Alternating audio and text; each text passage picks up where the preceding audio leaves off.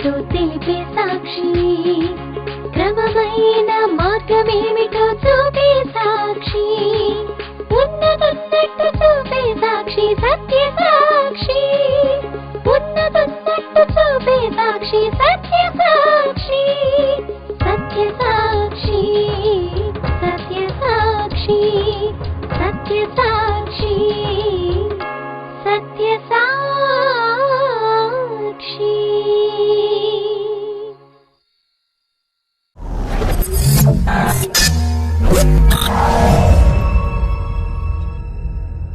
దేవుని సేవకుడు దేవుని మాటను మాత్రమే చెప్పడానికి ఉన్నాడు కానీ తనకు తోచిన సోది చెప్పడానికి లేదు.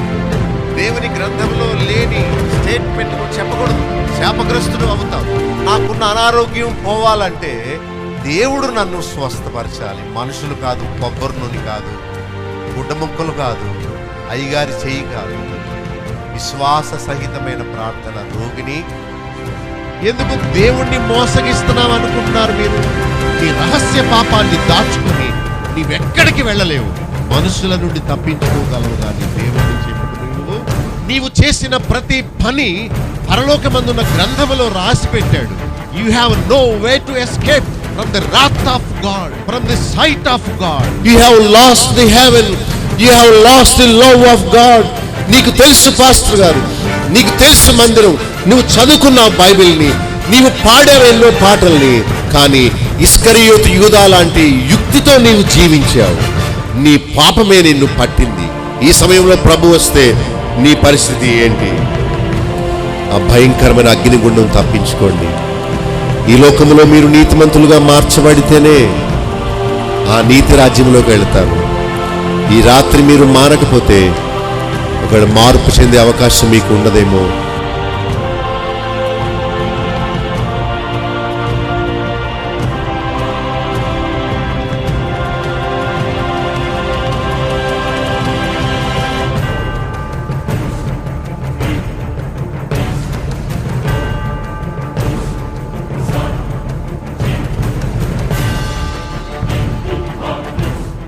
దేవా, మమ్ము విడనాడి ఉన్నావు, మమ్ము చెదరగొట్టి ఉన్నావు. నీవు కోపపడితివి, మమ్ము మరలా బాగు చేయుము. నీ ప్రజలకు నీవు కఠిన కార్యములు చేసితివి. తూరునట్లు చేయు మద్యమును మాకు త్రాగించితివి. నీ ప్రియులు విమోచింపబడునట్లు నీ కుడి చేత నన్ను రక్షించి నాకు ఉత్తరమిమ్ము. గిలాదు నాది, మనష్షే నాది, ఎఫ్రాయిము నాకు శిరస్త్రాణము, యూదా నా రాజదండము. కోటగల పట్టణములోనికి నన్నెవడు తోడుకొని పోవును? ఎదోములోనికి నన్నెవడు నడిపించును? మనుషుల సహాయము వ్యర్థము, శత్రువులను జయించుటకు మాకు సహాయము దయచేయము. 59వ అధ్యాయంలో దావీదును చంపడానికి సౌలు కొందరిని శత్రువులను పంపాడు. ఆ శత్రువులందరూ దావీదు ఇంటి చుట్టూ ముట్టడించారు. భయములో ఉన్నప్పుడు దావీదు దేవునికి ప్రార్థన చేశాడు. అప్పుడు దేవుడు శత్రువుకి చిక్కకుండా ఆయనను ఎలా తప్పించాడో వివరాల్ని 59వ అధ్యాయంలో మనం చూచాం. శత్రు పలికే మాటలు కత్తిపోటు వలె గాయం చేస్తుంది అని మనం చూచాం. వారి పెదవులలో కత్తులున్నవి. 7వ వచనంలో నిజంగా కత్తులు లేవు కానీ వారు కత్తిపోట్ల వంటి మాటలతో హాని చేసేవారని భక్తుని యొక్క ఉద్దేశము. అయితే శత్రువులు కుక్కల్లా మొరుగుచు రాత్రంతా తిరిగిన దేవుడు భక్తునికి ఎత్తైన కోటగా ఉండి ఆపద దినమందు ఆయనకు ఆశ్రయముగా ఉన్నాడు. అందుకనే అధ్యాయము చివరిలో నా బలమా నిన్నే కీర్తించెదను అని చెప్తున్నాడు. దేవుడు మనకు ఎత్తైన కోటగా ఉండి మనల్ని ఎలా కాపాడినాడో మనం 59వ అధ్యాయంలో మనం ధ్యానం చేసుకున్నాం. అయితే 60వ అధ్యాయం వచ్చేటప్పటికి దేవుని కోపము ఎలా ఉంటుందో చెప్తున్నాడు. వారి దేవుడే కొన్నిసార్లు మనల్ని విడనాడి చెదరగొట్టి మరలా ప్రేమతో మనల్ని ఆయన బాగు చేస్తాడు. తల్లిదండ్రులుగా పిల్లలను మనం దండిస్తాం, శిక్షిస్తాం, కొన్నిసార్లు కొడతాం. అయితే ఒక వైద్యుడు మన శరీరంలో ఉన్న అనారోగ్యాన్ని తీసివేయడానికి ఆపరేషన్ చేసి గాయం చేసి మన మేలు కొరకే ఇవన్నీ ఎలా చేసి మళ్ళా బాగు చేస్తాడో, గాయము చేసినవాడు డాక్టరే, మళ్ళా దానిని బాగు చేసేవాడు కూడా ఆయనే. కుట్లు వేసి మందు రాసి ఆ గాయం మానిపోయాక మనల్ని ఇంటికి పంపిస్తాడు. దేవుడు కూడా ఒక మంచి వైద్యుడు వలె ఉండి, ఒక మంచి తండ్రి వలె ఉండి మనల్ని కొన్నిసార్లు చెదరగొడతాడు, కోపపడతాడు, కొన్నిసార్లు మనలను విడిచిపెట్టినట్టు మనం అనుకుంటాం. ఇశ్రాయేల్ ప్రజలు కూడా దేవుడు నిత్యము ఉన్న మూలనే వారు ఎక్కడికి వెళ్ళినా జయించేవారు. అయితే యెహోషువ గ్రంథం 7వ అధ్యాయంలో మనం చూస్తే హాయి అనే పట్టణం మీదకి వెళ్ళి ఓడిపోయి వచ్చారు వాళ్ళు. చాలామంది చనిపోయారు. అప్పుడు యెహోషువ ప్రార్థన చేస్తాడు, నీవు మాకు కూడా రాకపోతే మేము ఎలా వెళ్దాం, మాకు విజయం ఎలా వస్తుంది, నీవు మమ్మల్ని ఎందుకు విడిచిపెట్టావు, ఎందువల్ల మా మీద నీకు కోపం వచ్చింది అని ప్రార్థన చేస్తాడు. అప్పుడు దేవుడు అంటాడు, మీలో ఒకడు పాపం చేశాడు, అదెవరో చూచి ఆ పాపము మీలో నుండి దూరం చేస్తే అప్పుడు మీకు విజయం వస్తుంది, నేను మీకు కూడా వస్తాను అన్నాడు. సో మనలో ఉన్న పాపమును లోపమును మనం సరిచేసుకున్నప్పుడు దేవుడు మనకు ప్రార్థనకు జవాబిచ్చి విజయము దయచేస్తాడు. తర్వాత మన మీద వచ్చిన శత్రువులను ఈజీగా జయించగలుగుతాం. భక్తుడు దేవునికి ప్రార్థన చేస్తూ దేవా అని మొదలు పెడుతున్నాడు. దేవా, మమ్ము విడనాడావు, చెదరగొట్టావు, మా మీద కోప్పడ్డావు అని చెప్తూ దేశాన్ని కంపింపచేశాడు, దాన్ని బద్దలు చేశాడు, గనుకనే అది వణుకుతుంది అని చెప్తున్నాడు. 3వ వచనంలో దేవుని కోపము వలన మరి దేవుడు కఠిన కార్యాలు చేశాడట. మద్యము త్రాగిన వాళ్ళు ఎలా తూలిపోతారో అలాగ తూలునట్లు చేసేది ఆయనే.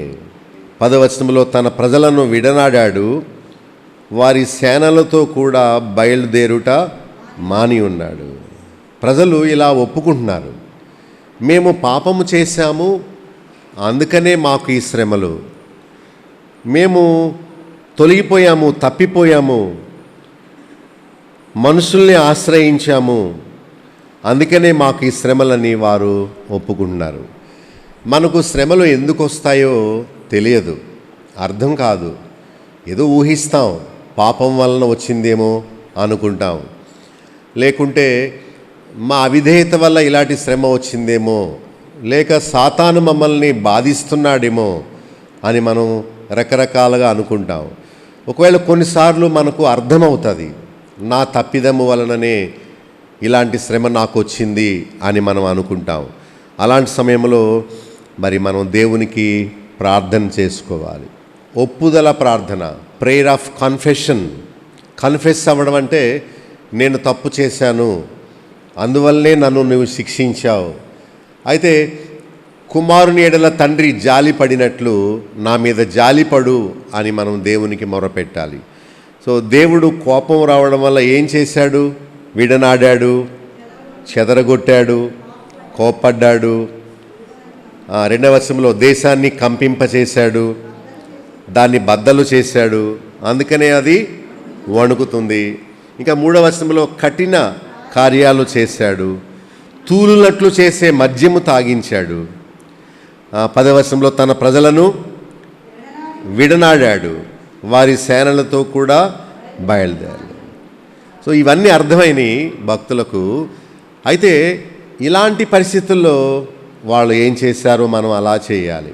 వాళ్ళు భయపడలేదు, లేకపోతే దేవుణ్ణి విడిచిపెట్టలేదు, వారు నిరుత్సాహపడలేదు. కానీ ఏం చేశారు? మొదటి వచనంలో దేవా మమ్మును మరలా బాగు చేయి, నీవు కోపపడితివి, అయితే మమ్మను మరలా బాగు చేయి అని మనం ప్రభువుని అడగాలి.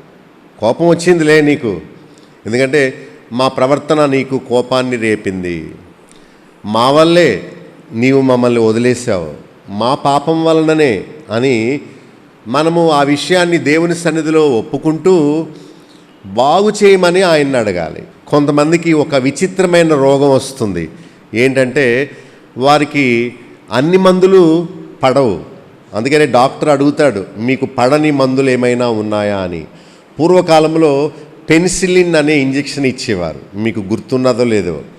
అయితే ఆ పెన్సిలిన్ అందరికీ పడదు. అందుకని అది ఇచ్చే ముందు మీకు పెన్సిలిన్ పడుతుందా అని అడుగుతారు. మందు పడేలా ఉంటే ఏ రియాక్షన్ ఇవ్వదు, కానీ మందు పడదంటే అలా పొక్కుల్లాగా వచ్చి ఒళ్ళంతా దురదలాగా వచ్చి అదోలా అయిపోతుంది. గనుక ఈ మందు వీళ్ళకు పడదనుకొని పడే రకమైన మందులు ఉంటాయి, ఎలర్జీ రానివి, అవి వాళ్ళకి ఇస్తూ ఉంటారు.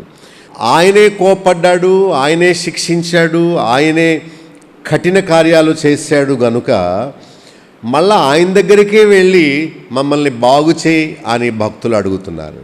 సో మనల్ని పడగొట్టిన ఆయనే, మనల్ని ఉద్ధరించిన ఆయనే, మనల్ని స్వస్థపరిచిన ఆయనే, కొంతకాలం మనల్ని కష్టాల్లో పెట్టినా కూడా ఆయనే. అయితే మనం శ్రమలో ఉన్నప్పుడు వైద్యుల్ని ఆశ్రయిస్తామా లేక దేవునికి ప్రార్థన చేస్తామా అని దేవుడు చూస్తాడు. ఒక్కొక్కసారి మన చేతుల్లో డబ్బేమీ లేకుండా అయిపోతుంది, దేవుడే అలాంటి పరిస్థితి తీసుకొస్తాడు. ఇలాంటి పరిస్థితుల్లో మనం దేవుని మీద ఆధారపడతామా లేక అప్పులకు పరుగు పెడతామా అని దేవుడు చెక్ చేస్తాడు. మీకు వచ్చిన పరీక్షల్లో మీరు పాస్ అయ్యారా లేక ఫెయిల్ అయ్యారా? అంటే దేవుని మీద ఆధారపడ్డారా లేక మనుషుల మీద ఆధారపడ్డారా? ఈ విషయాన్ని మనం బాగా చూసుకోవాలి. మనుషుల సహాయము వ్యర్థము, శత్రువులను జయించుటకు మాకు సహాయము దయచేయి. చూసారా, ఏదో సామెత ఉంది, ఎక్కడ పోగొట్టుకున్నామో అక్కడే వెదకాలని. కనుక దేవుడే శిక్షించాడు అనుకుంటే ఆ శిక్షను తొలగించేవాడు కూడా ఆయనే. కనుక మనం ఆయనకు ప్రార్థన చేయాలి. ఇప్పుడు ఆరాధన అంటే ఏంటంటే శ్రమల్లో కష్టాల్లో దేవుని మీద ఆనుకునేదే ఆరాధన. మరి మీ నిత్య జీవితంలో మీరు ఎదుర్కొనే పరీక్షల్లో శ్రమల్లో మీరు డాక్టర్ని ఆశ్రయిస్తున్నారా లేక దేవుణ్ణా? నన్ను బాగు చేయి, మమ్మను మరలా బాగు చేయి అని మనం అడగాలి. 2వ వచనంలో ఎక్కడైతే అది పడిపోయిందో ఆ పడిపోయిన చోటులు ఏం చేయాలట? బాగు చేయి అని అడుగుతున్నాడు. సో మనం దేవుని మీద ఆధారపడాలి. తప్పు బోధకులు ఏమంటారంటే నీకు ఎక్కడ నొప్పో అక్కడ చేయి పెట్టుకో అంటారు. మనం పెట్టుకోమేంటి? కడుపులో నొప్పి అబ్బో అంటాం. ఆ పాస్టర్ చెప్పాలంటే ఇక్కడ చేయి పెట్టుకోమని. మనం పెట్టుకున్న మన తాకిడి మన చేయి వల్ల కాదు స్వస్థత. వాళ్ళు ఏమంటారంటే నేను ఇలా పెడుతున్నాను, నా చేతి వ్రేలు ఎక్కడైతే ఉన్నాయో మీరు కూడా టీవీ స్క్రీన్ దగ్గర అలా పెట్టండి. ఇవన్నీ జిమ్మిక్స్, ఇవన్నీ మోసం చేసే మాటలు. కానీ బైబిల్లో భక్తులు ఏం చేశారు? మమ్మల్ని బాగు చేయని దేవుడికి మొరపెట్టుకున్నారు. మనం టీవీ పట్టుకోవడం కాదు, అయ్యగారికి ఫోన్ చేసి మీకు 10,000 ఇచ్చుకుంటాం, మాకు స్వస్థత ప్రార్థన చేయండి అని అడగడం కాదు. ఎవరికి మొరపెట్టాలి? మమ్మల్ని బాగు చేయని దేవునికి మొరపెట్టడమే దేవుణ్ణి ఆరాధించడం. 5వ వచనంలో నీ ప్రియులు విమోచింపబడినట్లు నన్ను రక్షించి ఉత్తరమిమ్ము అని అన్నాడు. మనం అలాంటి మాటలు పలకాలి. మమ్ము బాగు చేయి, మమ్మల్ని రక్షించు, మా దీన ప్రార్థనలకు ఉత్తరమియ్యి అని మనం దేవుణ్ణి వేడుకోవాలి అని 11వ వచనంలో మేము మనుషుల సహాయము కోరము, వ్యర్థము. ఏంటంటే మనుషుల సహాయం ఎలాంటిదట? వ్యర్థము. శత్రువును జయించుటకు మాకు సహాయము దయచేయి అంటున్నాడు. జయించడానికి మాకు శక్తి లేదు, నీవు మాకు సహాయము దయచేయి అని. దినవృత్తాంతాలు 20వ అధ్యాయంలో యెహోషాపాతు మీదకి నలుదిక్కుల నుండి 9 శత్రువులు వచ్చారు. వచ్చినప్పుడు యెహోషాపాతు రాజు ఇదే ప్రార్థన చేశాడు, శత్రువును జయించడానికి మాకు శక్తి లేదు, మాకు నీ శక్తి మాకు ఇవి, నీ సహాయం మాకు దయచేయి అని భక్తుడు దేవునికి మొరపెట్టినట్లు అనారోగ్య పరిస్థితుల్లో మనం ఏం చేయాలి? దేవునికి ప్రార్థన చేయాలి. ఏమని రాస్తుంది యాకోబు పత్రిక 5వ అధ్యాయంలో? మీలో ఎవరికైనాను శ్రమ సంభవించిన అతడు ఏం చేయవలెను? ప్రార్థన చేయవలెను. సంతోషము కలిగితే దేవుని స్తుతించాలని, శ్రమ కలిగినప్పుడు ప్రార్థన చేయాలనేది దేవుని విధానం. సో మనం ఏడవడం కంటే మనుషులకు ఫోన్ చేసి బాబు మేము ఆపదలో కష్టంలో ఉన్నాం, మమ్మల్ని ఆదుకో అని మనము మనుషుల సహాయానికి వెళ్ళడం కంటే మనము దేవుణ్ణి ఆశ్రయించడం ఎంతో ఉత్తమము. 12వ వచనంలో భక్తుని యొక్క విశ్వాసము మనం చూస్తాము. దేవుని వలన మేము శూర కార్యములను జరిగించెదము, మా శత్రువులను అణగదొక్కువాడు ఆయనే. అందరూ చెప్పండి, దేవుని వలన మేము శూర కార్యములను జరిగించెదము. ఇది పబ్లిక్ డిక్లరేషన్. అంటే దేవుని సహాయముతో మేము శత్రువుల్ని జయిస్తాం. దేవుని తోడు, దేవుని తోడ్పాటు మాకుంటే మేము శత్రువుని అణగద్రొక్కుతాం, శూరకార్యములు జరిగిస్తాం అని ఒక స్టేట్మెంట్ వాళ్ళు లాస్ట్లో చెబుతూ ఉన్నారు. భక్తుని విశ్వాసము, అతని యొక్క మాట కూడా చాలా గంభీరమైంది. దేవుని సహాయం ఉంటేనే మేము శత్రువుని జయించగలుగుతాము, శూరకార్యాలు చేస్తాము అనే ఒక నమ్మకము మన హృదయంలో ఉండాలి. ఎవరి సహాయం ఉంటే? మన కండబలం కాదు, మన డబ్బు బలం కాదు, మంది అంటే ఏంటి? జనం. మన మంది అంటే మన జనము వలన మనము శూరకార్యములు చేయలేము. ఇప్పటి వరకు ఎన్నో కార్యాలు చేసాం. ఇల్లు కట్టడం ఒక శూరకార్యం, పెళ్లి చేయడం ఒక శూరకార్యం, ఆపరేషన్ జరిగించడం ఒక శూరకార్యం, ఒక విషయాన్ని సాధించడం ఒక శూరకార్యము. ఇవన్నీ దేవుని వలన మేము చేయగలము అని చెప్తున్నాడు. అలాంటి విశ్వాసము మనకుంటే తప్పక దేవుడు మనకు సహాయం చేస్తాడు. మనం కానీ మనుషుల సహాయం కోసం వెళ్ళి వాళ్ళని అడిగామా, దేవుడు సహాయం చేయడం మానివేస్తాడు. అయితే దేవుని మీద ఆధారపడినందుకు మరి దేవుడు చేసిన మేళ్ళు ఏంటో మనం చూద్దాం. తన యందు విశ్వాసం ఉంచిన వారికి, ఆయన మీద ఆధారపడిన వారికి, మనుషుల సహాయమునకు వెళ్ళక దేవుని మీద ఆధారపడే వారికి దేవుడు ఎలాంటి మేళ్ళు చేశాడు, చేస్తాడో ఆ విషయాన్ని మనం చూద్దాం. ఒక హాస్పిటల్కి వెళ్ళామనుకోండి, వెళ్ళగానే రిసెప్షన్ కౌంటర్ దగ్గర మనం డబ్బు కట్టాలి. తూకం వేస్తారు, మనం ఎంత బరువు ఉన్నామో, ఎంత హైట్ ఉన్నామో చూస్తారు, బీపీ చూస్తారు, జ్వరం అని కంప్లైంట్ ఇస్తే టెంపరేచర్ ఎంత ఉందో చూస్తారు. ఇలా మనకోసం రికార్డు తయారు చేస్తారు. ఈ తతంగం అంతా అవ్వడానికి లైన్ కదా, ఒక అరగంట అయిపోతుంది. తర్వాత మీ నెంబర్ వస్తుంది ఆగండి అని 3-4 గంటల సేపు అలాగ మనల్ని కూర్చోబెడతారు. తర్వాత ఎప్పుడో డాక్టర్ గారు అమ్మయ్య మన టైం వచ్చింది అని పిలవగానే వెంటనే లోపలికి వెళ్ళినవారు. తర్వాత వాళ్ళిద్దరు వెళ్ళిపోయాక మీరు లైన్లో ఉండండి, చెప్పులు తీసేయండి, ఫోన్ ఆపేయండి అని మనలో కంగారు పెట్టేస్తారు. మొత్తం మీద గదిలోకి వెళ్తాం. వెళ్ళిన తర్వాత ఆయన చూసి, ఓహో ఇలా ఉందా, అయితే ఈ మందులు రాయండి తగ్గిపోతుందని ఈ డాక్టర్ అనడు. ముందు scanning, x-ray, blood test, urine test, ఇవన్నీ వరుసగా రాసేస్తాడు. అప్పుడు మనకున్న ఓపిక కూడా అయిపోతుంది. ఇలా ఇవన్నీ చేసేప్పటికో డాక్టర్ గారు అదరబెదర వెళ్ళిపోయే ముందు రిపోర్ట్లేనా అని ఇలా రాసేస్తాడు. చూస్తేనేమో డబ్బులు సరిపోవు, తెచ్చుకున్న డబ్బులేమో రక్త పరీక్షకి లాగేశారు, కన్సల్టేషన్కి లాగేశారు, మధ్యాహ్నం భోజనానికి అక్కడక్కడ బజ్జీలు తిని ఏదో నింపుకోవడానికి అక్కడికి అయిపోయినాయి. ఇప్పుడు పెద్ద చీటీ రాసేటప్పటికి మందులు కొనుక్కోవడానికి డబ్బులు సరిపోవు. మందులు కొట్టేది ఏమంటాడు, 3 నెలలకు రాశారు, నెల రోజులకి ఇమ్మంటావా అంటే ఓ 15 రోజులకి ఇవ్వండి అని డబ్బులు చూసుకొని అలా అంటుంటాం. అయితే మనము రోజంతా డాక్టర్కి చెప్పుకోవడం కోసమే రోజంతా వెచ్చిస్తాం. అయితే దేవుని సన్నిధిలో ఎంతసేపు వెచ్చించారు? హాస్పిటల్కి వెళ్ళే ముందు ఎంతసేపు ప్రార్థన చేసుకున్నారు భార్య భర్తలు? లేకపోతే ఆ రోగి కనీసం మోకరించి 10 నిమిషాలైనా, అయ్యో 10 నిమిషాలంటే 10 గంటల్లా అనిపిస్తుంది కదా, మోకరించి చేతులు జోడించి, దేవా నాకు ఎలా ఉందో అనారోగ్యం మీకు తెలుసు, నా తప్పిదాలే నన్ను ఈ స్థితికి తీసుకొచ్చాయి, నన్ను క్షమించు, మరలా మమ్మల్ని బాగు చేయి, మేము పడిపోయిన చోట్లల్లా నీవు బాగు చేయి, నీ ప్రియులు విమోచింపబడినట్లు మమ్మల్ని రక్షించు, మాకు ఉత్తరమియ్యి. మనుషుల సహాయము అంటే నర్సు చేసే సహాయము వేస్ట్, డాక్టర్ కూడా మనిషే కదా, ఆ మనిషి చేసే సహాయము వ్యర్థము. ఇదిగో ఈ అనారోగ్యం అనే శత్రువును జయించుటకు మాకు సహాయము దయచేయి. ఇదిగో నీ వలననే మేము శూరకార్యములను చేస్తాం, నీ వలననే మేము ఈ అనారోగ్యాన్ని జయిస్తాము, నీ వలననే మా మీదకు వచ్చిన శత్రువుని మేము అణగదొక్కుతాం. ఇలాంటి ప్రార్థనలు మనం చేస్తే తప్పక దేవుడు మనకు సహాయం. ఏదైనా లెక్క శేషం రావాలంటే సూత్రం ప్రకారం చేయాలి కదా. భక్తుల అనుభవాలు మనం నేర్చుకొని వాళ్ళ వలె మనం కూడా ప్రార్థన చేయాలి. అప్పుడు దేవుడు ఏం చేశాడు? 4వ వచనంలో తన యందు భయభక్తులు గలవారికి ఒక ధ్వజమును, ఒక ధ్వజం అంటే ఒక ఆధారం, ఒక దుర్గమును నిలబెట్టాడు. ఒక ఆధారమును, ఒక భరోసాను మనకు దేవుడు ఇచ్చాడు. 5వ వచనంలో తన ప్రియులను ఆయన విమోచించాడు, కుడి చేత రక్షించి ఉత్తరం ఇచ్చాడు. అవన్నీ చూడండి మరి బైబిల్లో ఉన్నవి ఒక్కొక్కటి.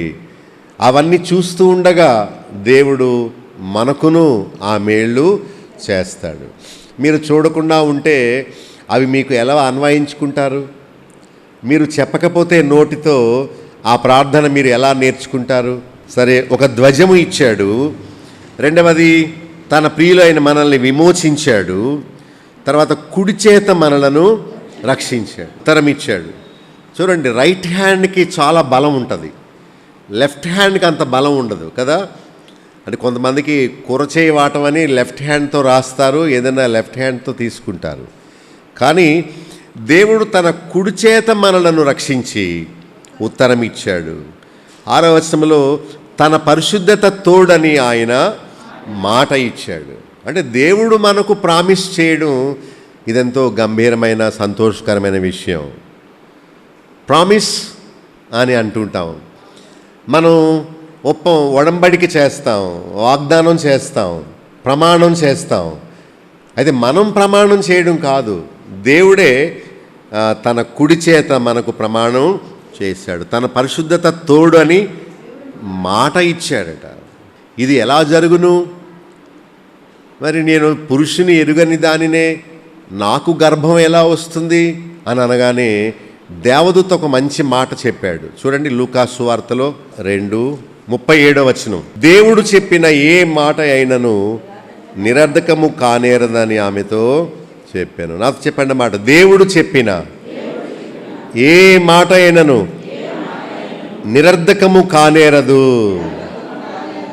చక్కని మాట. ఇలాంటి వాక్యాలు మనం రాసుకోవాలి. దేవుని మాట ఏది నిరర్ధకము కాదు. ఆయన మాట మీద మనం కొండంత విశ్వాసము, నమ్మకము పెట్టుకోవాలి. సో ఆయన పరిశుద్ధత తోడని మాట ఇచ్చాడు. నా మీద ఒట్టమ్మా, నిజమమ్మా, నా తల్లి తోడు, నా తల మీద ఒట్టు అని మనం ఒట్టేస్తాం కదా. అయితే దేవుడు తన పరిశుద్ధత తోడు అంటే ఆయన పరిశుద్ధత ఎప్పుడూ మారనిది గనుక దాని పేరు మీద ఆయన ఒట్టు వేసి మనకు మాట ఇచ్చాడు. సో దేవుడిచ్చిన వాగ్దానము కొరకు, దేవుడిచ్చిన మాట కొరకు దేవునికి మనం స్తుతులు చెల్లిద్దాం. 9వ వచనంలో కోటగల పట్టణములోనికి దేవుడు తోడుకొని వచ్చాడు, నడిపించాడు. కోట అంటే ఏంటి? ఎత్తైన పట్టణం, కాంపౌండ్ వాల్, ప్రహారీ గోడ అంతే. అయితే మన ఇంట్లోకి కుక్కలు, పందులు, దొంగలు రాకుండానేమో ప్రహారీ గోడ కట్టుకుంటాం. అయితే రాజు తన అంతఃపురములోనికి శత్రువు ప్రవేశించకుండానట్లు తాను ఎత్తైన కోట గోడ కట్టుకుంటాడు. కోట గోడ అంటే కోటను కాపాడే గోడ అన్నమాట. అంత ఎత్తు గోడ. ఇక దాన్ని జయించి ఎవడు లోపలికి రాడు. అలాంటి కోటగల పట్టణములోనికి దేవుడు మనల్ని తోడుకువే. మనం ఎప్పుడు ఏమనుకోవాలంటే దేవుడు మన చుట్టూ కంచెగా ఉన్నాడు, ఫెన్సింగ్గా ఉన్నాడు. ఎత్తైన కోటగోడ లోపల ఉన్న రాజు ఎలా సురక్షితంగా ఉంటాడో, so God is guarding us. Guarding అంటే కాపాడుతూ ఉన్నాడు. దేవుడు మమ్మల్ని భద్రపరుస్తున్నాడు కాబట్టి మనం శత్రువుకు చిక్కకుండా ఉన్నాము అని మనం విశ్వాసం ఉంచాలి. సో దేవుడు మనలను ఎక్కడికి తోడుకు వెళ్ళాడు? కోటగల పట్టణములోనికి. కోటగల పట్టణం అంటే కాంపౌండ్ వాళ్ళు లేని పట్టణం కాదు. అదే చుట్టూరు గోడ ఉందనుకోండి, అప్పుడు మరి పాములు రావు, తర్వాత కుక్కలు, పందులు, దొంగలు, పశువులు కూడా మీదకు రావు. చుట్టూరు కోట గోడ ఉంటే ఎలా లోపల ఉన్న వ్యక్తులు భద్రంగా ఉంటారో అలాగా దేవుడు తన భద్రత మనకిచ్చి మనల్ని ఆయన నిత్యము కాపాడుతున్నాడు. బాగా ధనవంతులకు పిస్టళ్ళు దగ్గర పెట్టుకునే లైసెన్స్ ఇస్తారు. పిస్టల్ వాళ్ళే కొనుక్కోవాలనుకోండి, లైసెన్స్ ఇస్తారు. జెడ్ కేటగిరీ అని వాళ్ళ చుట్టూరు గన్మ్యాన్స్ని ఇస్తారు. అయితే మన చుట్టూరు గన్మ్యాన్లు లేరు, ఎవరు లేరు. మనల్ని కాపాడేది ఎవరు? దేవుడే. చాలామంది పాస్టర్లు ఎక్స్ట్రాలు చేస్తూ ఉంటారు, బాడీ గార్డులు ఉంటారు, బౌన్సర్స్ అంటారు వాళ్ళని. వాళ్ళు బాగా బలిసి ఉంటారు, ఇలా ఉంటారు. వాళ్ళు ఎక్సర్సైజ్ చేసి ఓ టైట్ బనీన్లు వేసి ఇలా నిలబడతారు, ఇలాగా. ఈ పాస్టర్ కారు దిగ్గానే ఎవరు ఉండరు కానీ అని అడౌట్ చేసేస్తారు అన్నమాట. తప్పకటి పక్కకి అని అయ్యగారికి ఇలా కాపలా కాసినట్టు, డబ్బుల కోసం అనుకుంటే వాళ్ళు చేసే పని.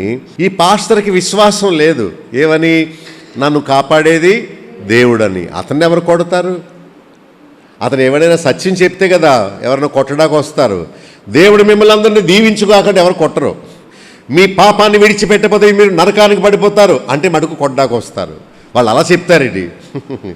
వాళ్ళని ఎవరు చంపుతారండి? వాళ్ళకి బాడీ గార్డ్స్, బౌన్సర్స్ ఎందుకు? అయితే వాళ్ళకు కావాలేమో కానీ భయస్థులు.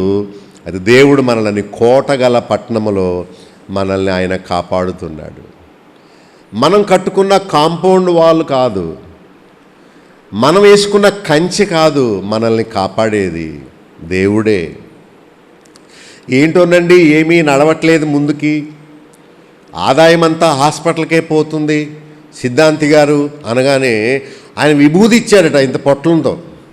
ఆ విభూదిని ఇంటి చుట్టూరు వేసుకో, చల్లుకో, అప్పుడు కీడు శని నీ ఇంట్లోకి రాదని చెప్పారట. అప్పుడు వాళ్ళ పౌడర్ ఏమి లేదు, అది ఏంటి ఆ బూడిదేదో ఇలా కలుపుకొని ఏదేదో మంత్రం చదువుతూ ఇలా కలుపుకోవాలి, ఆ చుట్టూ వేసుకోవాలట. అప్పుడు శని లోపలికి రాదట. అది వేసుకుంటేనే శని వచ్చేద్ది ముందుకి. నీ విశ్వాసం దేవుడి మీద కాదు, పౌడర్ మీదను దేని మీద నమ్ముకున్నావు కనుక నిన్నెవరు కాపాడేవారు ఉండరు. కానీ దేవుని మీద భయభక్తులు గల వారికి దేవుడు కోటగల పట్టణములోనికి తోడుకొని వెళ్ళి నడిపించాడు మనల్ని. 11వ వచనములో శత్రువులను జయించుటకు ఆయన మనకు సహాయము దయచేస్తున్నాడు. ఏం చేస్తాడు? శత్రువును జయించడానికి ఆయన పోరాడడం కాదు, మన చేతికి యుద్ధము నేర్పి మనల్ని ముందు నిలబెట్టి ఆయన మనకు విజయాన్ని దయచేస్తాడు. ఒక తల్లి స్కూల్ టీచర్ అనుకోండి, బిడ్డ స్కూల్లో ఎగ్జామ్ రాస్తుంది అనుకోండి బిడ్డ. అప్పుడు తల్లి ఏం చేస్తుంది? తాను రాసిచ్చేస్తుందా లేకపోతే బిడ్డకు రాయడం నేర్పుతుందా? రాయడం. అమ్మ నీ స్వంత చేతితో ఈ పరీక్ష నువ్వే రాసి పాస్ అవ్వాలి, ఇలాంటి ప్రశ్నలు వస్తాయి, దానికి ఇలాంటి జవాబు నువ్వే రాయాలి అని. అలాగే దేవుడు శత్రువును జయించుటకు మనకు సహాయము చేస్తున్నాడు. మన అన్నము మనమే తినాలి. ఆపరేషన్ చేసినప్పుడు కొన్నిసార్లు సెప్టిక్ అవుతాయి, గ్యాంగ్రీన్ అని కండ కొంత సెప్టిక్ అయ్యి అది చీమ్ పడుతుంటుంది. అప్పుడు ఆ చీమ్ పట్టిన దాన్ని చచ్చిపోయిన టిష్యూని కత్తెరతో కట్ చేసేస్తారు. కానీ ఒక స్థలానికి వచ్చినప్పుడు ఆ కాలు కట్ చేస్తుంటే ఇలా వెనక్కి లాగుతారు. అంటే అర్థం ఏంటంటే ఆ కండ బతికే ఉంది, చచ్చిపోలేదని అర్థం. సో పోరాటము మన చేత చేయిస్తాడు. మీరు వెళ్ళండి, మీరు పోరాడండి, నేను మీకు సహాయం చేస్తాను అని. దేవుడే అనంటే శత్రువులు దుమ్ములాగా లేచిపోతారు. కానీ దేవుడు యుద్ధము చేయడం నేర్పిస్తాడు. అక్కడున్న మాట చూడండి, నాకు చెప్పండి. శత్రువులను జయించుటకు మనకు సహాయము దయచేస్తున్నాడు. ఎవరు పోరాడాలి? మనమే పోరాడాలి. దేవుని సహాయము చేత మనము పోరాడాలి. ఎక్కడ తప్పించుకోగలం చెప్పండి? ఇప్పుడు వంశపారంపర్యంగా వచ్చే అనారోగ్యాలు కొన్ని ఉంటాయి. అంటే తండ్రి తాతకు గుండె జబ్బు అనుకోండి, తప్పక పిల్లలకు కూడా గుండె జబ్బు వస్తుంది. తండ్రి తాతలకు ఊపిరితిత్తులు జబ్బు అనుకోండి, అది టీబీ కానీ, యాస్తమా కానీ, సైనసైటిస్ కానీ వాళ్ళ పూర్వీకులకు ఉంటే తప్పక పిల్లలకు కూడా వచ్చేస్తుంది. ఏం చేయగలం? ఏ దేశానికి పారిపోయి ఆ కీడును తప్పించుకోగలరు? తప్పించుకోలేరు. మనం కూడా పోరాటాన్ని జరిగించవలసిందే, ఎదుర్కోవలసిందే. కష్టాలు ఎదుర్కోవాలి, వృద్ధాప్యాన్ని ఎదుర్కోవాలి, వంశపారంపర్యంగా వచ్చే అనారోగ్యాలు ఎదుర్కోవాలి. అనారోగ్యాలు సమస్యలు రాకుండా చేయడు కానీ దేవుడు దానిని ఎదుర్కోవడానికి మనకు శక్తిని ఇస్తాడు. మనం ఏం చేయగలం చెప్పండి? ఏమైనా చేయగలమా? ఇప్పుడు తండ్రికి ఉన్నది అనారోగ్యం, బిడ్డకు కూడా వచ్చేస్తుంది. 25 సంవత్సరాల వయసులో తండ్రి మనల్ని కన్నాడు అనుకోండి. ఆయన వేసిన చిన్న బీజములో తండ్రికి 60వ సంవత్సరములో రాబోయే రోగం కూడా ఆ చిన్న బీజంలో ఉంటుంది. అతనికి ఇంకా రోగం రాలేదు. అంటే 60వ సంవత్సరములో వెంట్రుకలు ఊడిపోయే బీజం అనుకోండి. అది మనకు 25వ సంవత్సరంలోనే మనల్ని కన్నాడు ఆ బీజముతో.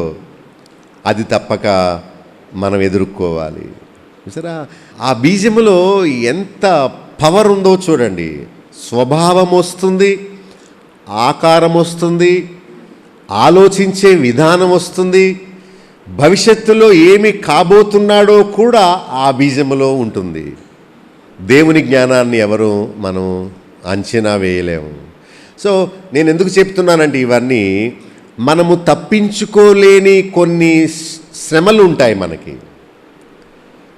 అది మన రాత అనుకోవాలో, వంశపారంపర్యంగా ఎదుర్కోవలసిన కష్టమో శ్రమనో, కానీ దేవుడు అవి లేకుండా చేయుడు. కానీ వాటిని ఎదుర్కోవడానికి కావలసిన సామర్థ్యమును దేవుడు మనకు ఇస్తున్నాడు. అందుకనే 11వ వచనంలో శత్రువులను జయించుటకు మనకు సహాయము దయచేస్తున్నాడు. 12వ వచనంలో ఆయన వలన మనము శూరకార్యములను జరిగించాము, ఆయనే మన శత్రువులను ఆనగదొక్కాడు. మళ్ళా చెప్తాను మేళ్ళు. తన యందు భయభక్తులు గల మనకు ఒక ధ్వజం ఇచ్చాడు. యేసుక్రీస్తే ఆ ధ్వజము. 5వ వచనంలో మనము తన ప్రియులము, మనలను ఆయన విమోచించాడు, కుడి చేత మనలను రక్షించి ఉత్తరం ఇచ్చాడు. తర్వాత 6వ వచనంలో తన పరిశుద్ధత తోడని మాట ఇచ్చాడు. 9వ వచనంలో మనల్ని కోటగల పట్టణములోనికి తోడుకొని వెళ్ళాడు, నడిపించాడు. 11వ వచనంలో శత్రువులను జయించుటకు మనకు ఆయన సహాయము దయచేశాడు. ఇక 12వ వచనంలో ఆయన వలన మనము శూర కార్యములను జరిగించాము. ఎవరి వలన? దేవుని వలన. అందరూ చదవండి 12వ వచనం. దేవుని వలన మేము శూర కార్యములను జరిగించేదము. చూసారా, దేవుని సహాయముతోనే మనం ఎన్నో కార్యాలు జరిగించాం. కనుక మరి ఇవన్నీ చేసిన దేవునికి మనం కృతజ్ఞతాస్తుతులు చెల్లించక్కర్లేదా? చూడండి 4వ వచనంలో సత్యము నిమిత్తము ధ్వజము ఎత్తి పట్టుకున్నాడట. ధ్వజము అంటే యేసుక్రీస్తే ఆ ధ్వజము. యేసుక్రీస్తు నామములో దేవా మమ్మల్ని రక్షించినందుకు నీకు స్తోత్రాలు. యేసుక్రీస్తు నామములో మేము శూర కార్యములను జరిగించాము. తర్వాత దేవుని యందు భయభక్తులు కలిగి ఉన్నాడు. తర్వాత 6వ వచనంలో దేవుడిచ్చినటువంటి ఆ కనాను దేశాన్ని, దాన్ని బట్టి దేవునికి స్తుతులు చెల్లిస్తున్నాడు. ప్రహర్షించాడు, పంచిపెట్టాడు, కొలిపిస్తున్నాడు. 7వ వచనంలో ఇది నాది, అది నాది అంటున్నాడు. గిలాదు నాది, మనష్షే నాది, ఎఫ్రాయిము నాకు శిరస్త్రాణము, యూదా నా రాజదండము, మోయాబు నేను కాళ్ళు కడుక్కొని పళ్ళెము. ఇలాగా కొన్ని పేర్లు చెబుతూ ఇవన్నీ నావి అంటున్నాడు. అంటే దేవుడు నాకు ఇచ్చిన మూలానే నేను వాటిని పొందాను. కనానులోకి వెళ్ళగానే ఎంత సంతోషంగా ఉందో. ఎందుకంటే వాళ్ళు 40 సంవత్సరాల సుదీర్ఘ అరణ్య ప్రయాణంలో వారు పడిన కష్టాలన్నీ మర్చిపోయి అతి కష్టం మీద యోర్దాను నదిని దాటి కనాను దేశంలో వారు ప్రవేశించి కనానీయులతో యుద్ధం చేసి వారిని చంపి ఆ దేశాన్ని వీరు స్వతంత్రించుకున్నారు. పెద్ద పెద్ద భవనాలు, దానిలో వెండి బంగారము ఆహార ధాన్యాలు అన్నీ సిద్ధపరిచి ఉన్నాయి. బట్టలన్నీ విలువైన వస్త్రాలు పేర్చి ఉన్నాయి. అప్పుడు భక్తుడు అన్నాడు, యెహోషువ అన్నాడు, ఇదిగో ఇదే మీ ఇల్లు ఆక్రమించుకోండి, ఇదిగో ఈ చెట్లన్నీ మీవి, మీరు ఇలా రండి, మీకు ఇవి అని అన్ని పంచి ఇచ్చేసాడు. ఆశ్చర్యపోయారు. మేము కట్టని ఇండ్లలో మేము ప్రవేశించాము, మేము నాటని చెట్ల యొక్క ఫలమును అనుభవిస్తున్నాము. ఈ వస్త్రాలు మేము కొనుక్కోలేదు, మేము అల్లుకోలేదు, కానీ మా కోసం సిద్ధముగా దేవుడు పెట్టాడు. ఇది నాది అని కొలిచి మరి ఇంత నాకు దేవుడు ఇచ్చాడు అని అనుకున్నారు. మనం కూడా కొలవాలి. ఏం చేయాలి? కొలత కొలవాలి. అంటే మేళ్ళు లెక్కించాలి. మనం 1, 2, 3, 4 అని లెక్కించాలి. మనమేమో మేళ్ళు లెక్కించాం, శ్రమలు లెక్కిస్తాం. దేవుడు అన్నాడు, అవే నీకు కనిపిస్తున్నాయి, కానీ ఈ శ్రమల్లో నీకు ఎలాంటి మేలు చేశాను అవి లెక్కించవే అన్నాడు. అప్పటి నుండి వాటిని లెక్కించడం మానివేసి దేవుడు చేసిన మేళ్లను లెక్కించడం మొదలుపెట్టాను. చూచారా? వాళ్ళు ఇది నాది, నీదే. ఎవరిచ్చారు? దేవుడిచ్చాడమ్మా. దేవుడిచ్చిన మూలానే నీవు మనవరాలను ఎత్తుకోగలిగావు, కానీ దేవుడు ఇవ్వకపోతే ఎత్తుకోగలవా? దేవుడిచ్చిన మూలాన ఆ ఇంట్లోకి వెళ్ళగలిగావు, కానీ లేక ఆయన ఇవ్వకుండా వెళ్ళగలవా? చూసారా? నావి అంటే అర్థం ఏంటి చెప్పండి? దేవుడిచ్చినవి. మావి అంటే ఎవరిచ్చినవి? అంటే ఇవి మేము పొందగలిగాము, దానికి కారణం దేవుడే అని మనం దేవునికి స్తుతులు. దేవా, మేము కలిగి ఉన్నవన్నీ అన్నీ నీవిచ్చినవి, నీవిచ్చిన మూలాన్ని అవి మావి అయ్యాయి, కానీ అవి మావి కాదు. వాళ్ళయా? తేనెటీగల గురించి చెబుతూ ఉంటాను. ఎక్కడి నుంచి పట్టుకొచ్చాయో పువ్వుల మకరందములోంచి లాగి పట్టుకొచ్చి దానిలో స్టోర్ చేశాయి. ఆ తేనెటీగలు ఎంత కష్టపడి అంత తేనెను భద్రపరిచాయి. ఎక్కడి నుంచి తెచ్చాయో అవి తిందామని దాచుకున్నాయి. మనం ఏం చేస్తాం? ఆ ఈగలను ఇలా కొట్టి ఆ తేనంతా మనం పిండుకొని మనం తింటాం. అలా ఉంది వీళ్ళ పని. మన పని కూడాను దేవుడిచ్చిన మూలానే మనము పొందాము ఆయుష్, ఆరోగ్యము. దేవుడిచ్చిన మూలానే మనము కలిగి ఉన్నాము మన సంపద, మన కుటుంబము, మన బిడ్డలు, మనకున్నదంతా కూడా.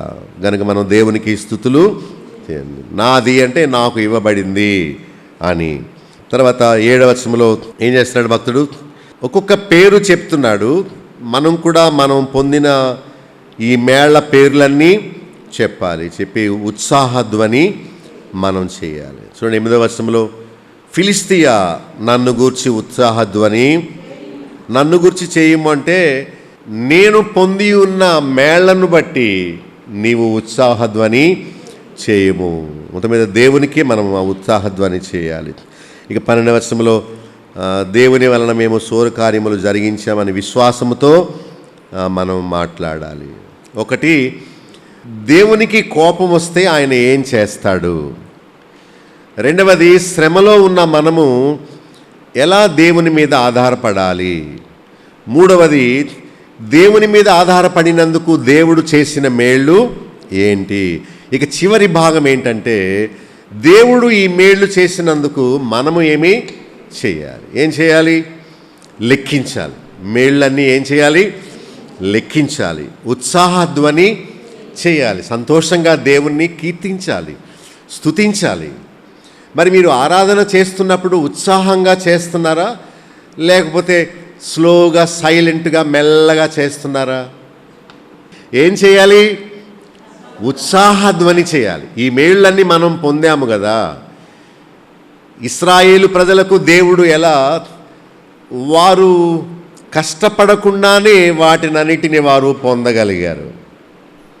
గిలాదు నాదే అంటే ఈ పర్వతమంతా నాదే, దేవుడు నాకు ఇచ్చాడు. ఇదిగో 40 సంవత్సరాలు అరణ్యములో కష్టపడి నేను ప్రయాణం చేసిన మూలానే, దేవుని వాగ్దానము కొరకు ఎదురు చూచిన మూలానే ఇదిగో దేవుడు నాకు సిద్ధపరిచిన ఇవన్నీ నాకు ఇచ్చాడని. మరి దేవుడు మీకేమి సిద్ధపరిచాడు? We have to name all the blessings. భక్తులు ఏ పేర్లు చెప్తున్నారో మీరు కూడా చదవండి. 6వ వచనము నుండి చూడండి, చదవండి. షెకెము పంచిపెట్టెదను, సుక్కోతు లోయను. లోయ ఇచ్చారట. ఆ లోయను కొలిపిస్తున్నాడు. ఇదంతా దేవుడు నాకు ఇచ్చాడు. లెక్కించాలి. దేవుడిచ్చిన వాహనం కొరకు దేవునికి స్తోత్రాలు. దేవుడిచ్చిన గ్రాండ్ చిల్డ్రన్ అంటే మనవల కోసం దేవునికి స్తోత్రాలు, దేవుడిచ్చిన ఆదాయము కొరకు దేవునికి స్తోత్రాలు. మనము మేళ్ళన్నీ లెక్కించి దేవునికి మనం కృతజ్ఞతాస్తుతులు చెల్లిద్దాం. అందరూ అలా మౌనంగానే ఉండి సాధ్యమైతే మీ చేతులు ఇలా జోడించి నేను చెప్పే మాటలన్నీ దేవునితో మౌనంగా మనసులో చెప్పుకోండి. దేవుడు మనల్ని, మన కుటుంబీకులను, మన బిడ్డలను ఆరోగ్యంగా ఉంచాడు. మన కాళ్ళ మీద మనం నడుచుకొని ఆయన మందిరానికి రాగలిగాం. ఇదంతా దేవుని ఉచిత కృప. అందరూ మనసులో దేవా నీకు స్తోత్రము, మీరిచ్చిన ఈ జీవము కొరకు నీకు స్తోత్రాలు అని చెప్పుకోండి. మనము ఆయనను భయభక్తులు కలిగి ఉన్నందున మనకు ఒక ధ్వజమునిచ్చాడు. యేసుక్రీస్తే ఆ ధ్వజము.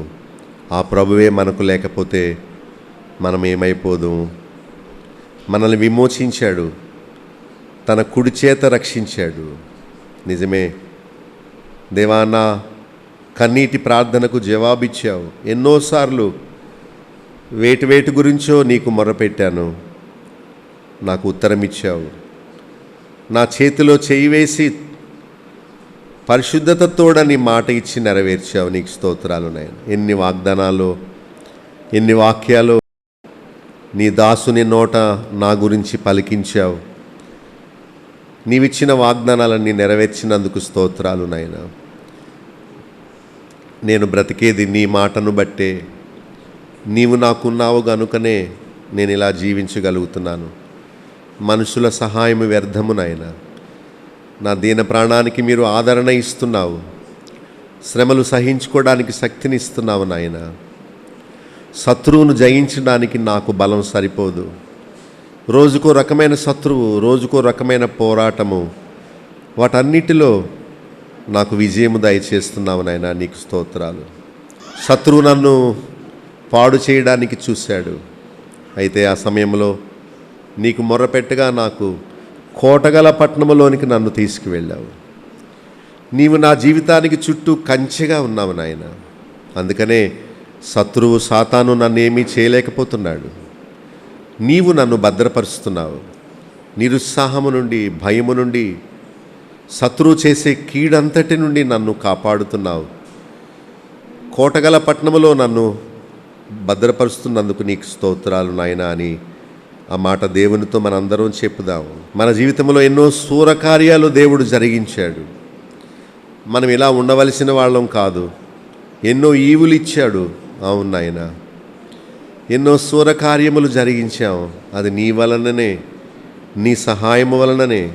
గొప్ప దేవా, నా శత్రువు నాకంటే బలవంతుడు. నా మీదకు వచ్చిన ఆ రోగం నా అంతట నేను జయించలేను.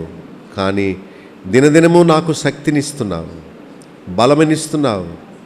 నీ వాక్యం ద్వారా నన్ను ప్రోత్సాహపరుస్తున్నావు. గొప్ప దేవా, నా కన్నీరు తుడుస్తున్నావు, నా గాయాన్ని కడుతున్నావు నాయన. ఒక తండ్రి వలె ఉన్నావు, ఒక కాపరి వలె ఉండి నన్ను నడిపిస్తున్నావు తండ్రి. నీ కుమారునే నా కొరకు ధ్వజముగా ఇచ్చావు. నా స్థానములో ఆయనను సిలువకు అప్పగించి నాకు విడుదల, విమోచన ఇచ్చావు. గొప్ప దేవా, నీ ప్రేమను ఏమని కొనియాడగలను? నీకు ఏమని స్తుతులు చెల్లించగలను నాయన? నీ మేళ్ల కొరకు ఏమి ఇవ్వలేను. భక్తులు నిన్ను ఆరాధించినట్టుగా నేను కూడా నీ సన్నిధిలో చేరి నీ మేళ్ళని జ్ఞాపకం చేసుకుంటూ నా హృదయపూర్వకమైన స్తుతి, ఆరాధన యేసు నామములో సమర్పించుకుంటున్నాను తండ్రి. ఆమేన్. సత్యసాక్షి టీవీ కార్యక్రమంలోని ఉపదేశాలు మీరు వింటున్నారు కదా, వాటిని అర్థం చేసుకుంటున్నారా లేక అపార్థం చేసుకుంటున్నారా? ఈ కార్యక్రమాల్లోని ఉపదేశాలు ఎవరినో ఉద్దేశించి చెప్పినవి కావు, లేక తప్పు బోధకులను మార్చుటకు తలపెట్టినవి కావు. సామాన్య ప్రజలకు ప్రభువు భక్తిని, యథార్థమైన క్రైస్తవ జీవితాన్ని నేర్పించి అబద్ధ బోధకుల ఉచ్చు నుండి వారిని తప్పించే ప్రయత్నమే. ఈ కార్యక్రమంలో మీరు వినే సత్యాలకు మీరు సమ్మతిస్తే నాతో చేతులు కలపొచ్చు. రండి, సత్యసాక్షులుగా రోషంగా జీవించి పడిపోయిన క్రైస్తవ సమాజాన్ని పునర్నిర్మిద్దాం. మీకు తల ఎత్తే ప్రశ్నలు లేక ఈ విషయమై మీకున్న అభిప్రాయాలు నేరుగా నాతో పంచుకోవచ్చు. నాకు ఫోన్ చేయండి. మీకు వచ్చే ప్రశ్నలకు నేను సమాధానం చెప్తాను. నా ఫోన్ నెంబర్ 9440111250. మరొకసారి చెప్తాను, 9440111250. ఈ నెంబర్కి ఎప్పుడైనా ఫోన్ చేయొచ్చు. అనారోగ్యాల గురించి, ఆర్థిక ఇబ్బందుల గురించి, మరేవో సమస్యల గురించి కాక క్రైస్తవ సిద్ధాంతాలు, తప్పు బోధలను గురించి నాకు ఫోన్ చేయండి. మీతో తప్పక నేను సమయం తీసుకొని ఆ విషయమై చర్చించి సత్యమును గురించి మంచి అవగాహన నేను మీకు ఇవ్వడానికి ప్రయత్నం చేస్తాను. ఇవేవో క్రొత్త విషయాలు కాదు. బైబిల్ తెరిచి చూడండి, పలానా అధ్యాయములో పలానా వచనములో దేవుడు ఏం చెప్తున్నాడో చూడండి అని మీకు చూపించే ప్రయత్నమే కానీ క్రొత్త బోధ లేక ఎవరినో విమర్శించే పని కాదు సుమా. సత్యాన్ని మీకు తేటపరిచే పనే సత్యసాక్షిగా నేను మీకు అందిస్తున్నాను. మీరు కూడా నా వలె సత్యము గూర్చిన రోషము కలిగిన వారా అయితే నాతో చేతులు కలపొచ్చు. మనందరము సత్యసాక్షులుగా ఈ లోకంలో నిలబడి తప్పు బోధలకు, తప్పు బోధకులకు ఒక సింహ స్వప్నముగా నిలబడి ప్రజలను లేక క్రైస్తవ సమాజాన్ని సరి అయిన మార్గంలో నడిపిద్దాం. ప్రతిరోజు గంట సేపు ప్రసారమయ్యే ఈ వినూత్నమైన కార్యక్రమాల గురించి మీ స్నేహితులకు, మీ బంధువులకు చెప్పండి. సత్య అసత్యాల గురించి చర్చించండి. సత్యం కోసం నిర్భయంగా ముందుకు రండి. చేతులు కలపండి. క్రొత్త సమాజాన్ని నిర్మిద్దాం. ప్రజలను తప్పు బోధల నుండి, తప్పు మార్గాల నుండి, వేషధారణ నుండి, నామకార్థ భక్తి నుండి తప్పించి రక్షణ, మారు మనసు, పరిశుద్ధ జీవితంలోనికి నడిపిద్దాం. సత్యసాక్షి.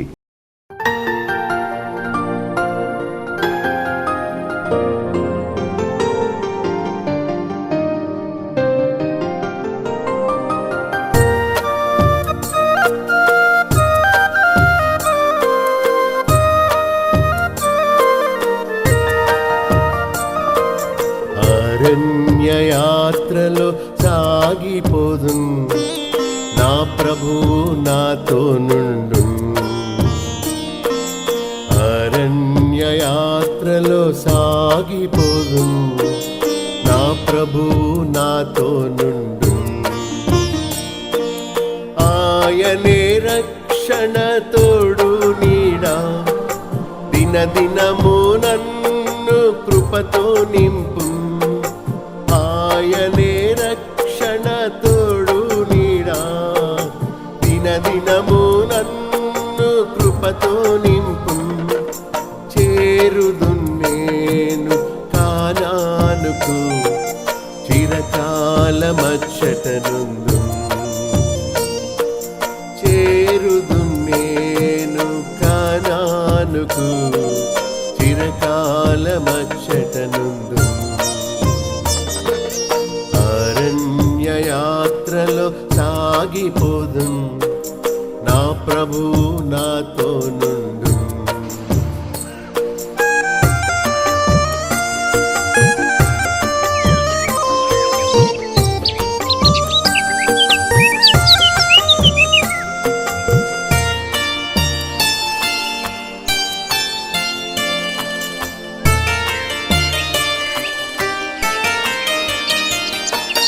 ఐగుప్తును విడచి పయనింతును, పాప బంధాలను తెంచి రక్షణ నొంది.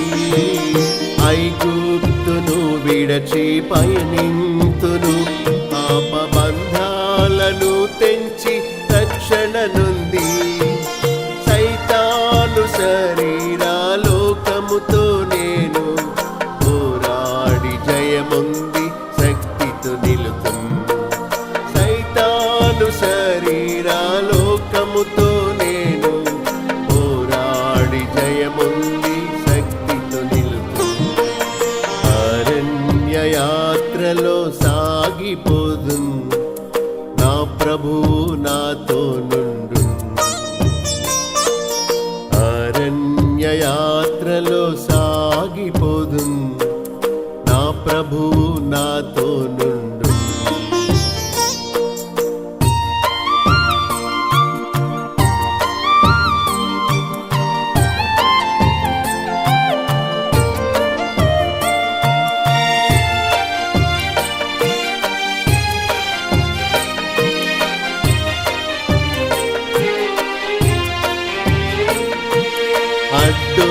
అట్టొచ్చిన ఎర్ర సంద్రామును నీల బాప్తిస్మము ద్వారా అధిగమింతు.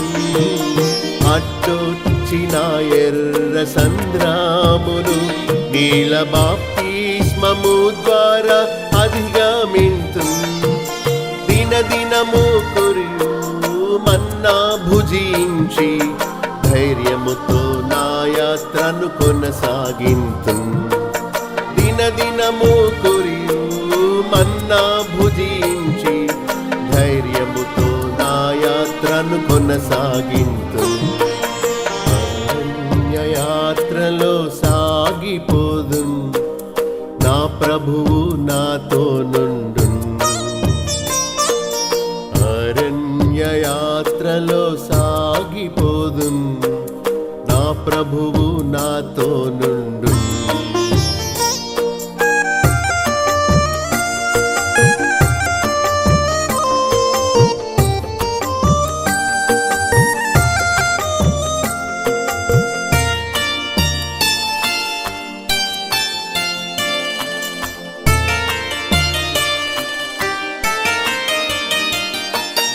ఏదైన స్థలమైన మారానులో భీతి నిరాశ రోగములు కొరతలయందు.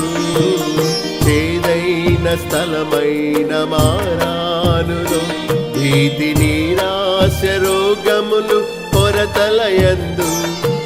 ప్రియేసు వాటిని మధురముగా మార్చి తన జీవ జలములతో తృప్తి పరచు. ప్రియేసు వాటిని మధురముగా మార్చి తన జీవ జలములతో తృప్తి పరచు. అరణ్య యాత్రలో సాగిపోదు నా ప్రభువు నాతో నుండు. అరణ్య యాత్రలో సాగిపోదు నా ప్రభువు నాతో నుండు.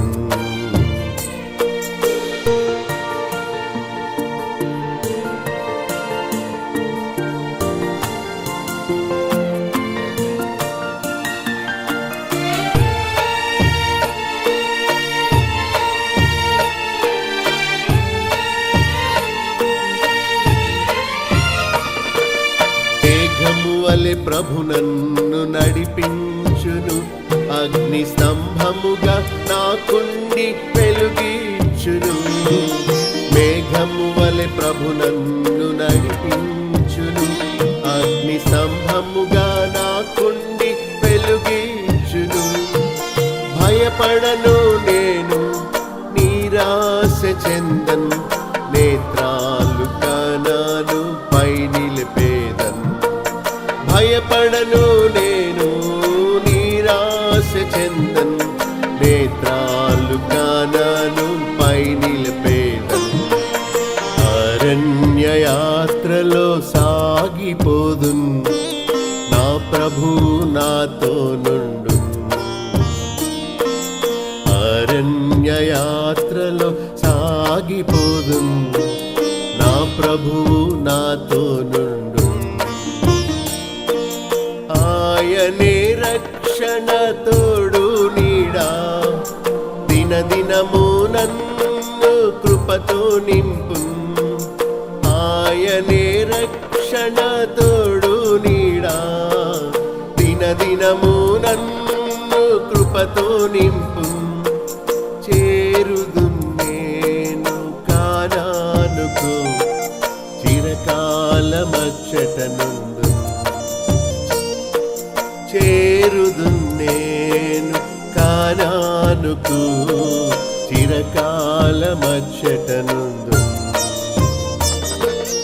అరణ్య యాత్రలో సాగిపోదు నా ప్రభువు నాతో నుండు.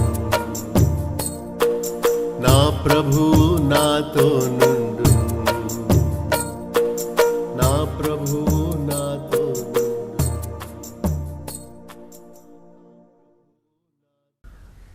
మా చిరునామా బాబులోక్ గండి, chairman, Bethel assembly, Nallajerla. Pin code 534112, పశ్చిమ గోదావరి జిల్లా, ఆంధ్రప్రదేశ్. మా ఫోన్ నెంబర్స్ 08818277333. మా సెల్ నెంబర్ 9440111250. మరొక సెల్ నెంబర్ 9000000803. మా ఈమెయిల్ ఐడి satyasakshi.tv@gmail.com. మా వెబ్సైట్ www.bethelassembly.net.